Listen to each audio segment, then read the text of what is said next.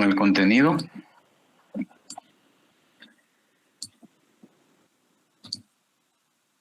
Bueno, vamos a seguir. Vamos a hablar un poco sobre la estadística, ¿sí? Y creo yo que esta parte, porque en estadística hay unas cuestiones de ejercicios, ¿verdad? Pero eso lo vamos a dejar para el examen final y vamos a agarrar esta parte teórica que son como que unas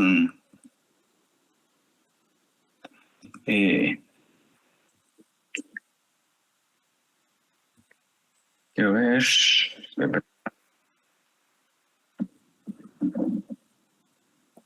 1, 2, 3, 4, 5, 6, 7.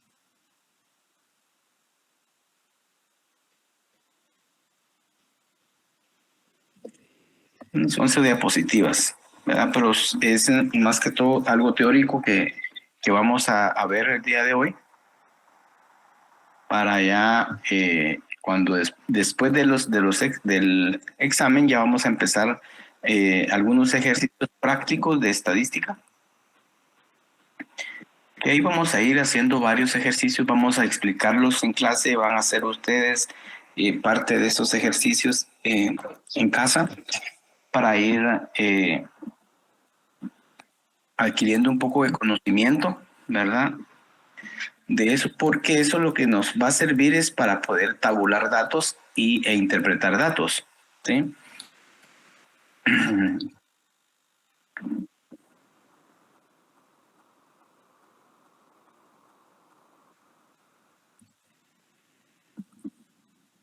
Bueno,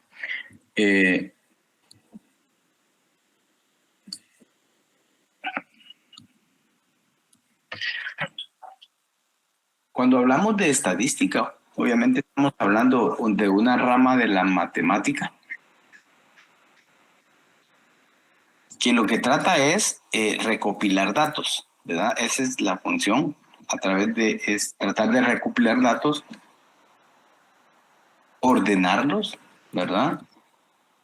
Interpretarlos, analizarlos y con base a esos datos, ¿verdad?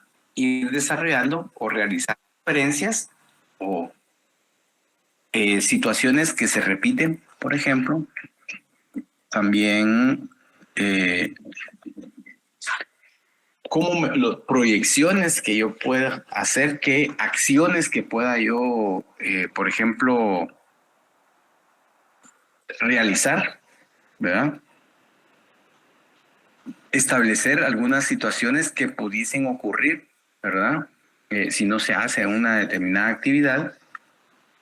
Y también analizar el comportamiento del fenómeno o conjunto de fenómenos que se estudian, o el objeto o conjunto de objetos, ¿verdad? O situaciones jurídicas también pueden hacerse, por ejemplo, el tema de estadísticas. Yo puedo hacer una tesis, ¿verdad?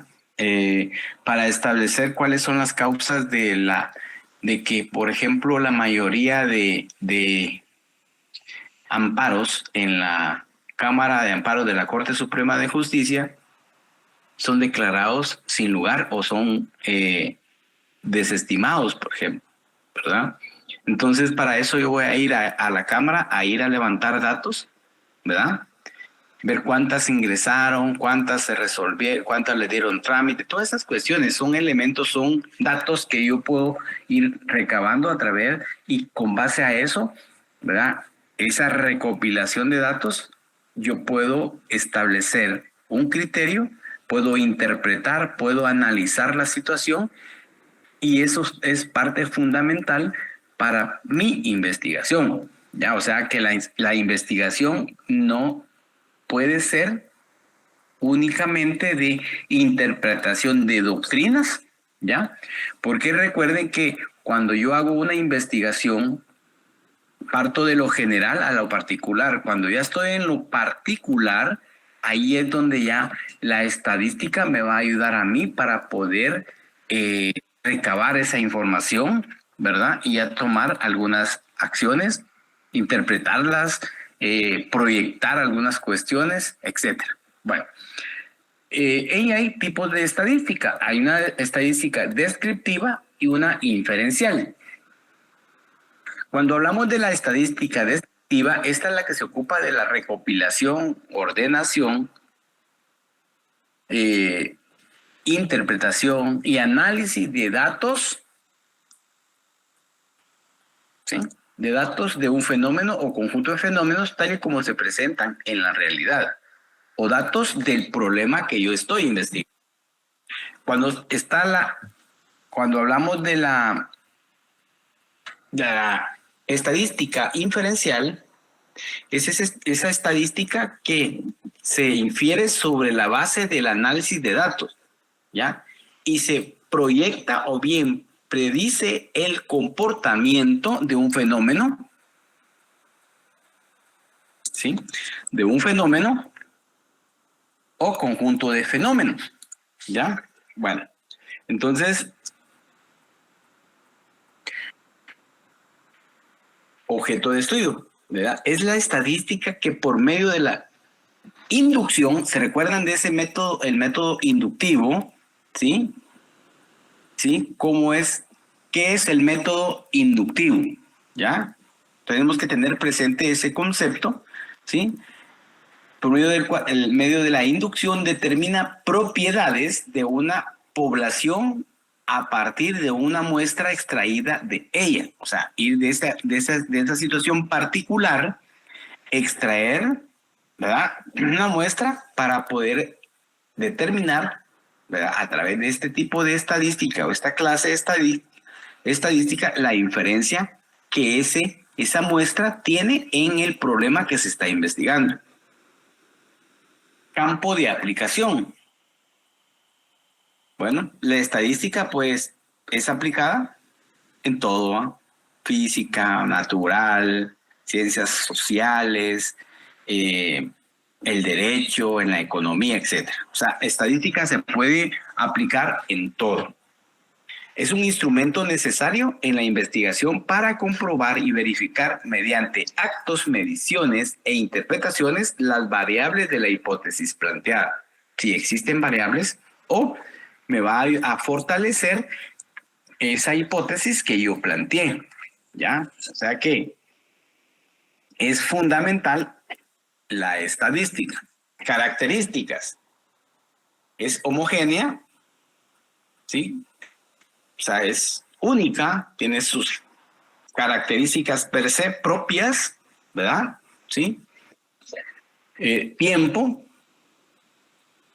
Se caracteriza porque para poder yo evaluar o levantar información, debo de marcar el tiempo de inicio y el tiempo final. Por eso es que cuando yo delimito, estoy poniendo un periodo histórico, ¿verdad? Sí, allá estoy delimitando. Eso me da a mí la pauta para usar la estadística para levantar datos. Espacio. Se debe establecer el lugar donde se ubica la población. O sea, ¿se acuerdan? Aquí estamos viendo los aspectos del planteamiento del problema, cuando lo tenemos que delimitar unidad de análisis, periodo histórico, ámbito geográfico, ¿sí? Bueno, entonces se debe establecer el tamaño de la población, ¿verdad? ¿Sí? Bueno, de ahí tenemos, bueno, vamos a hablar sobre unidad estadística. La unidad estadística es ese elemento que compone una población o muestra. O sea que de 20 personas que yo voy a investigar, voy a extraer 3, 5 personas y esos me sirven de muestra, ¿verdad? ¿Sí? Bueno, la muestra es un conjunto de elementos extraídos de una población, es una parte del total, ¿verdad? ¿Sí?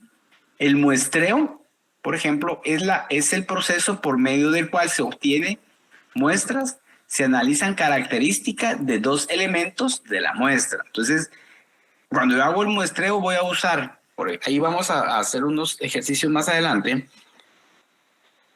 tengo una muestra, ¿verdad? Y voy a compararla con el otro. Y con base a esa comparación, ¿verdad? Estableciendo características, elementos personales, impersonales, etcétera, yo puedo ir viendo, ¿verdad? ¿Qué es lo que hace diferencia al A con el B? ¿Verdad? ¿Sí? Tipos de muestra. Cuando hablamos de los tipos de muestra, hay una muestra probabilísticos, ¿verdad? Estos métodos de muestreo son aquellos que se basan en el principio de equiprobabilidad, es decir, aquellos en los que todos los individuos tienen la misma probabilidad de ser elegidos para formar parte de una muestra y consiguientemente todas las posibilidades muestras, las posibles muestras de tamaño que tiene la misma probabilidad de ser seleccionadas. Solo estos métodos de muestreo probabilísticos nos aseguran la representatividad de la muestra extraída y son por tanto los más recomendables. Entre estos están el muestreo aleatorio simple, aleatorio sistemático, aleatorio estratificado y el aleatorio por conglomerado. Cuando se hacen las estadísticas, por ejemplo, ahorita antes de las elecciones estuvieron, por ejemplo, en moda las estadísticas, ¿verdad? ¿Sí? Entonces, cuando uno quiere interpretar el resultado de una estadística realizada, ¿verdad? Primero tiene que determinar qué tipo de muestra extrajeron ellos, ¿verdad? Para poder llegar a la conclusión, ¿sí? Ya, porque por ejemplo, si yo, en este caso, quiero hacer una estadística de, hoy ya podemos hablar de partidos políticos porque ya pasó todo, yo quiero sacar una muestra estadística de la afinidad a X, Y, Z partidos políticos para que a mí me dé un margen y que me pueda permitir fortalecerme como parte de ese partido, debo de ubicar la muestra, ¿verdad? Sacar varias muestras, una en aquellos lugares donde yo tengo menos afluencia, ¿sí? Entonces tengo que tener presente eso, ¿ya? ¿Por qué? ¿Ya? Porque al final eso me va a dar a mí el margen, me va a dar un mejor resultado, ¿ya? Porque si yo voy a sacar la muestra a donde yo, por ejemplo, en la colonia donde yo vivo y ahí todos están conmigo, ni modo, pues, ¿verdad? No es real. El resultado va a estar sesgado, no va a ser objetivo, ¿ya? Entonces, hacia eso va encaminado los tipos de muestra. Tenemos que saber, ¿verdad? ¿Sí? Por eso dice todas las posibles muestras de tamaño en que tienen la misma probabilidad de ser seleccionada. O sea, yo debo de saber, ¿verdad? Cuando hablamos de probabilidad, yo ando buscando una muestra que le vaya, por ejemplo, al partido, a mi partido, ¿verdad? ¿Sí? No al otro, pues, ¿verdad? Eso es lo que tengo que extraer yo. Cuando hablamos del muestreo aleatorio simple, se utiliza este procedimiento. Por ejemplo, se asigna un número a cada individuo de la población y a través de algunos medio mecánico, bolas dentro de una bolsa, tablas de números aleatorios generados con una calculadora u ordenador, se eligen tantos sujetos como sean necesarios para completar el tamaño de la muestra requerida. O sea, primero debo saber cuánto voy a sacar. Bueno, yo voy a sacar 100. La muestra mía va a ser de 100 personas. Ya tengo, ¿verdad? Yo ya tengo la cantidad de personas que me van a servir de muestra para mi estudio, ¿ya? Entonces, cuando yo utilizo este procedimiento, ¿verdad? Tiene poca o nula utilidad práctica cuando la población que estamos manejando es muy grande. O sea, si por ejemplo, ¿qué quiere decir? Va a depender mucho del tamaño de la población, la cantidad, por ejemplo, hablando del partido, y cuál es mi masa de personas, todos los que están empadronados a nivel república, ya, porque yo voy a ser el presidente, ya. Si yo fuese el alcalde, obviamente, ¿verdad? Van a ser la población empadronada en la circunscripción municipal en donde yo voy a competir, ¿ya? Entonces, eso va a depender mucho, obviamente, para poder determinar esa realidad, ¿ya? Y esos datos me van a dar alguna interpretación. Muestreo aleatorio sistemático. Este procedimiento exige, como el anterior, numerar todos los elementos de la población, pero en lugar de extraer un número aleatorio, solo se extrae uno. Bueno, yo voy a enumerar, ¿se dan cuenta? Hubo una estadística que enumeró o etiquetó, si quieren, los jóvenes menores de 18 a 25 años tienen esta tendencia. Yo ya enumeré a esas partes, ya encuadré a ese grupo de personas y sobre eso voy a ir yo a hacer la encuesta, ¿sí? Para poder elaborar cuadros estadísticos. Entonces, si parte de un número aleatorio, por ejemplo, i, que es un número elegido al azar, y los elementos que integran la muestra son los que ocupan los lugares y, ¿verdad? Y más K, ahí vamos a más adelante, y más 2K, y más 3K, y más N menos 1K. Es decir, se toman los individuos de K, ¿sí? ¿Por qué? Porque el que está más presente, o sea, lo que yo veo que está en todo es K, ¿verdad? Entonces, yo tomo los individuos de K, ¿sí? Entonces, siendo K el resultado de dividir el tamaño de la población entre el tamaño de la muestra, pongo K es igual a N números dividido número. O sea, el número es I, pero empleamos como punto de partida, ¿verdad? Como punto de partida será un número al azar entre 1 y K, ¿ya? Ahí vamos a hacerlo porque se ve difícil, pero ya cuando se ejemplifica, ya lo van a entender un poco mejor, ¿sí? El riesgo de este tipo de muestreo está en los casos en que se dan periodicidades en la población, ya que al elegir a los miembros de la muestra como una periodicidad constante, ¿verdad? Damos K porque K es la que está en todo, ¿verdad? ¿Sí? Podemos introducir una homogeneidad que no se da en la población. Imaginemos que estamos seleccionando una muestra sobre listas de 10 individuos, en los que los 5 primeros son varones y los 5 últimos mujeres. Si empleamos una muestra aleatoria sistemática con K igual a 10, siempre seleccionaremos un solo hombre o sola mujer. No podrían haber una representación de los dos sexos. ¿Qué quiere decir? Que yo voy a ir hacia un grupo de personas, ¿verdad? No puedo ir a los dos. Yo cuando hago una encuesta voy a ir a un grupo de personas, ¿sí?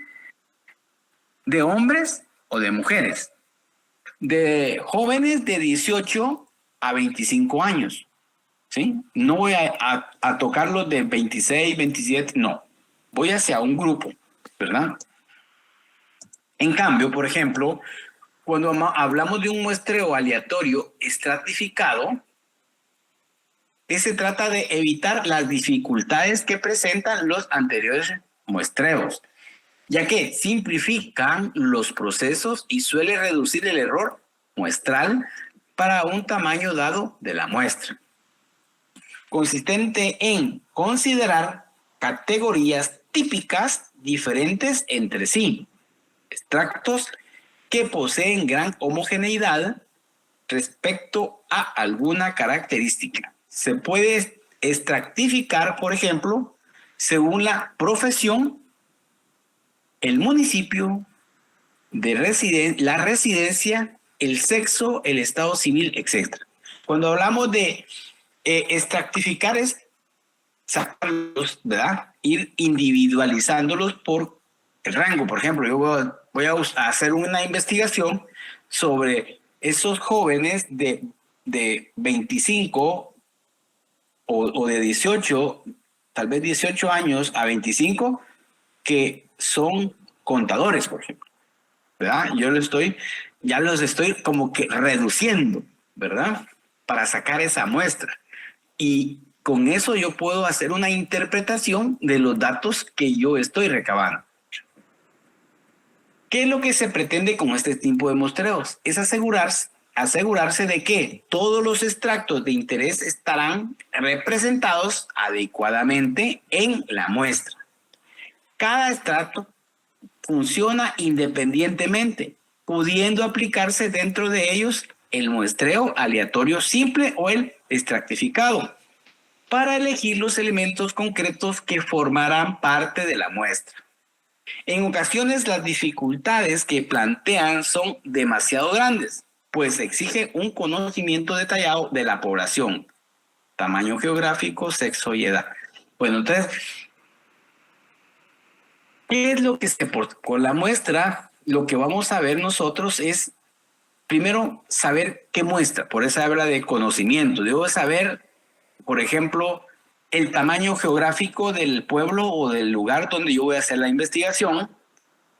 Si, por ejemplo, voy a hacer el estudio en esa municipalidad, o en ese municipio, ¿verdad? O en ese departamento, yo tengo que tener más o menos conocimiento de cuántas mujeres mayores de 18 años, de 18 a 25 años, están o viven en ese municipio o en ese departamento, ¿verdad? Todos esos datos, obviamente, yo los tengo que investigar previamente.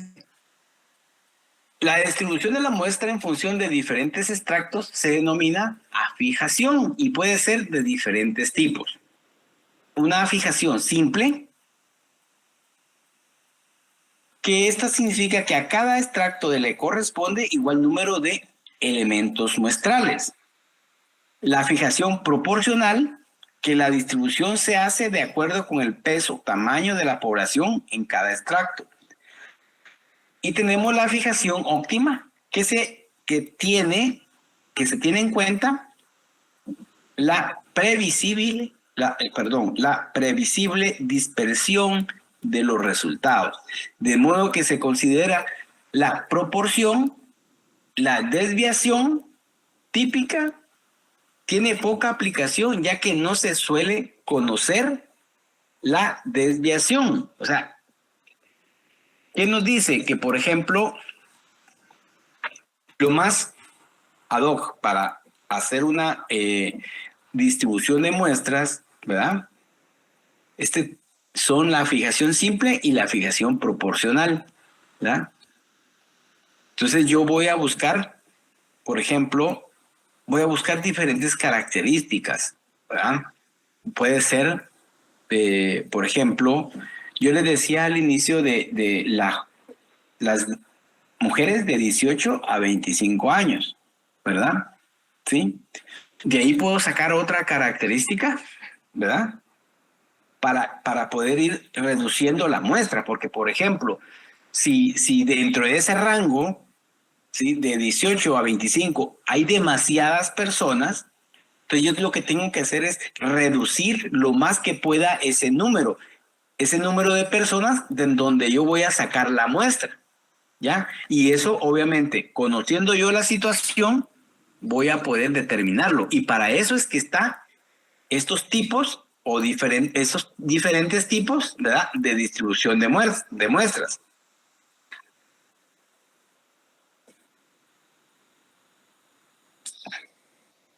Tenemos el muestreo aleatorio por conglomerado. Hasta hoy en día, por ejemplo, los métodos presentados están pensados o están elaborados para seleccionar directamente los elementos de la población. Es decir, que las unidades muestrales son los elementos de la población. O sea, hablamos de la unidad muestral que dijimos al inicio. En el muestreo por conglomerados, la unidad muestral es un grupo de elementos de la población que forman una unidad, a la que llamamos conglomerado. Las unidades hospitalarias, los departamentos universitarios, una caja de determinado producto, etcétera, son conglomerados naturales. ¿Sí? ¿Sí?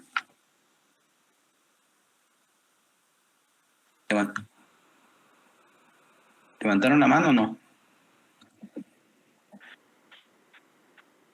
Bueno, por ejemplo, las urnas electorales.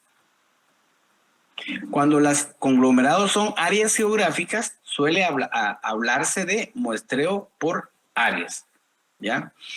Entonces, el muestreo por conglomerado consiste en la selección aleatoriamente, ¿sí?, de un cierto número de conglomerado, ¿sí?, y para poder investigar todos los elementos pertenecientes a los conglomerados elegidos. Por ejemplo, cuando yo quiero agarrar, por ejemplo, yo estoy haciendo mi investigación sobre un municipio determinado, pero resulta que dentro del municipio hay una aldea, un caserío, etcétera. Entonces yo puedo agarrar un muestreo aleatorio de ese conglomerado, ¿sí?, para mi investigación, para poder extraer datos o información que me pueda servir para interpretar o comprender la situación que yo estoy investigando. Tenemos el método de muestreo no probabilístico. A veces para estudios exploratorios, el muestreo probabilístico resulta excesivamente costoso y se acude a métodos no probabilísticos, aun siendo consistentes, de que no sirve para realizar generalizaciones, estimaciones, inferencias sobre la población, pues no se tiene certeza de que la muestra extraída sea representativa, ya que no todos los sujetos de la población tienen la misma probabilidad de ser elegidos. O sea, ¿qué significa? Que si yo estoy haciendo una investigación y estoy haciendo una investigación, por ejemplo, de una profesión de medicina, por ejemplo, ¿verdad?, no me es muy certero utilizar este muestreo porque no todos, ¿verdad? Yo lo que quiero es buscar información, datos estadísticos, ¿verdad? Y al hacer eso, lo que estoy haciendo es que yo mismo me estoy encerrando, ¿verdad? Porque no voy a encontrar mucho, entonces no me va a servir el método, ¿ya? Entonces, lo importante acá va a depender mucho de qué tipo de información es la que yo estoy buscando, que va a depender mucho del problema que yo estoy investigando, ¿sí? En algunas circunstancias, los métodos estadísticos y epidemiológicos permiten resolver los problemas de representatividad aún en situaciones de muestreo no probabilísticos. Por ejemplo, los estudios de caso control, donde los casos no son seleccionados aleatoriamente de la población. Entre los métodos de muestreo no probabilísticos más utilizados en la investigación encontramos, ¿ya?, muestreo por cuotas, también denominado en ocasiones accidental, Se asienta generalmente sobre la base de un buen conocimiento de los extractos de la población y o de los individuos más representativos o adecuados para los fines de la investigación. Mantiene, por tanto, semejanza con el muestreo aleatorio estratificado, pero no tiene el carácter de aleatoriedad de aquel, ¿verdad? Se parece, pero no tiene las características. En este tipo de muestreo se fijan unas cuotas que consisten en un número de individuos que reúnen unas determinadas condiciones. Por ejemplo, 20 individuos de 25 a 40 años de sexo femenino y residentes y aquí, ¿verdad? Por ejemplo, que son residentes en X, ¿verdad? País, ¿verdad? Una vez determinada la cuota, se elige los primeros que se encuentran que cumplan esas características. Este método se utiliza mucho en las encuestas de opiniones. Tenemos el muestreo intencional o de conveniencia. Este tipo de muestreo se caracteriza por un esfuerzo deliberado de obtener muestras representativas mediante la inclusión en la muestra de grupos supuestamente típicos. Es muy frecuente su utilización en sondeos preelectorales de zonas que anteriormente, ¿verdad?, han marcado una tendencia del voto, ¿verdad? Entonces también puede ser que el investigador seleccione directa o intencionalmente los individuos de la población. El más frecuente de estos procedimientos, el utilizado como muestra, los individuos a los que se tiene fácil acceso. Ahí es donde yo les decía, por ejemplo, cuando uno va a hacer a recabar un dato estadístico por temas de elección, ¿verdad? Puede existir alguna situación direccional por conveniencia. Entonces, cuando uno lee una estadística, tendría que analizar no solo el informe final, las barras, ¿verdad ustedes? Que digan que el 90%, el 80%, sino el documento en sí, en su conjunto, porque ese es el que me va a determinar a mí si es real o no lo que me están diciendo, o, por ejemplo, determinar en qué lugar se hizo la encuesta, ¿verdad? Eso sería fundamental.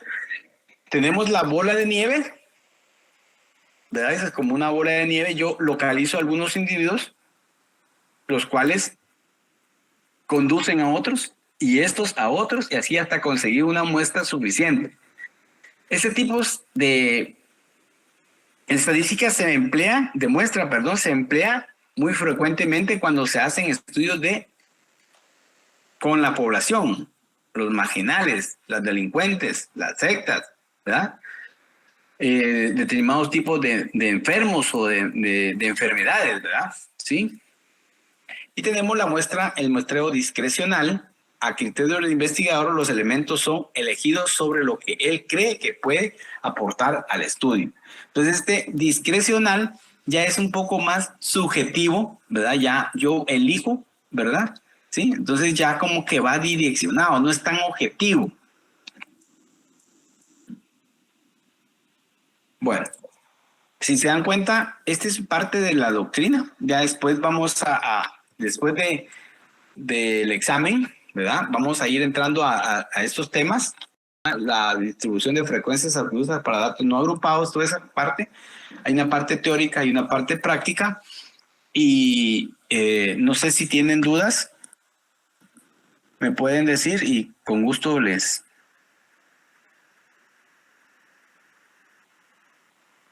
me comentan. ¿Tienen dudas o ya están listos?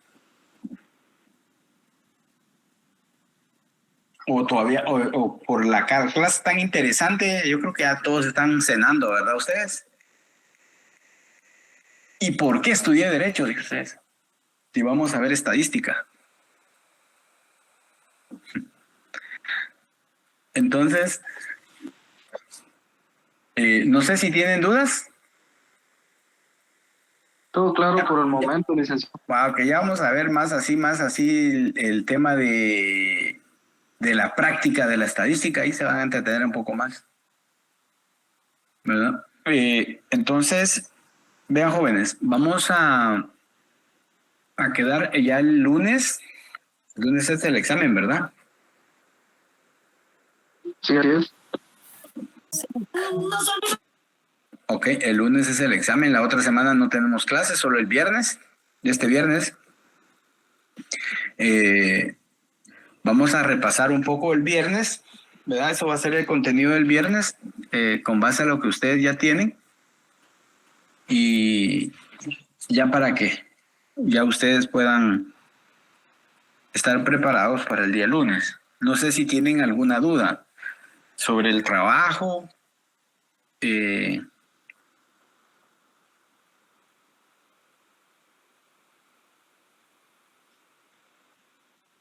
El trabajo no puede ser PowerPoint, no es presentación. El trabajo es un documento en Word. Yo creo que les había dicho Arial 12, ¿verdad? El tipo de letra.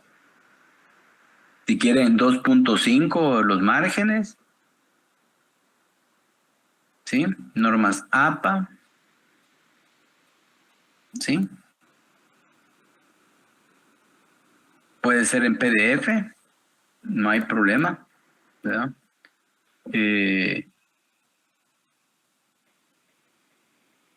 A ver, Ariel, letra, hojas tamaño carta,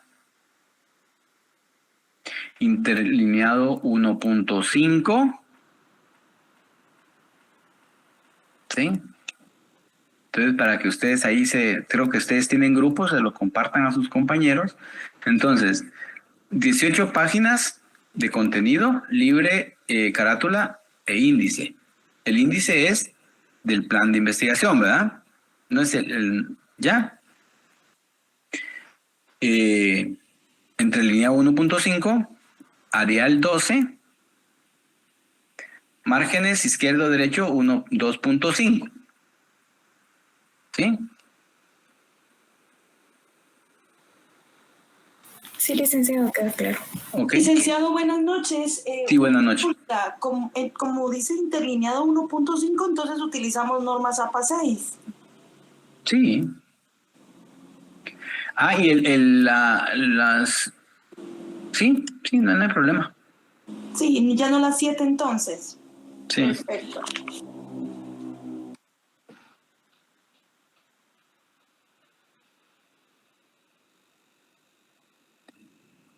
¿Más duditas? Los títulos no van enumerados, ¿verdad? Los títulos van como está en el... ¿Cómo se llama? ¿Se recuerdan? El ejemplo, la estructura del plan de investigación. Ajá. Sí, si quiere, de esos tiene, sí, justificación es 1. Eso es a lo que me refiero, ¿no? Sí. Sí, exactamente. O sea, Ajá. 1.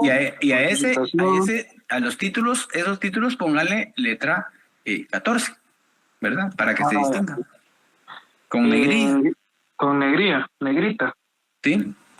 Ajá. Ahí estamos. El numerado en letra de tamaño 14. ¿Perdón? Van enumerados los títulos con letra Arial tamaño 14. Ajá. Sí. Ahí estamos. Y obviamente en la carátula va el título, ¿verdad? Ustedes su nombre completo. No vayan a poner su seudónimo, solo el nombre completo. Su carnet, por favor. ¿Sí? Licenciada, buenas noches. Buenas noches. Con una consulta, ¿se pueden colocar separadores? Pongámosle justificación en otra página el contenido o solo en una página de una vez el nombre. No, de una vez. Ahí pone justificación en una página y ahí lo deja si quiere. Ok, gracias. ¿No? Ok.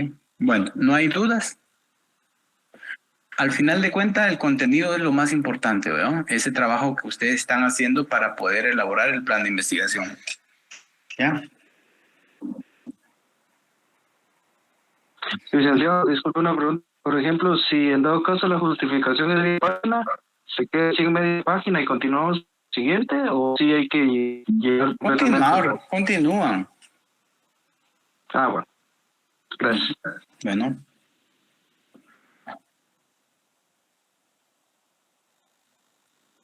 ¿Qué más dudas?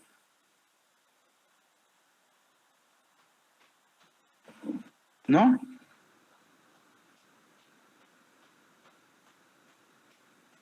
Bueno, entonces, jóvenes, muchísimas gracias. Entonces, ahí hasta aquí llegamos. Feliz noche. Saludos y el viernes, primero de Dios, hacemos un repaso. Gracias, licenciado. Buenas noches. Bueno. Gracias, feliz noche.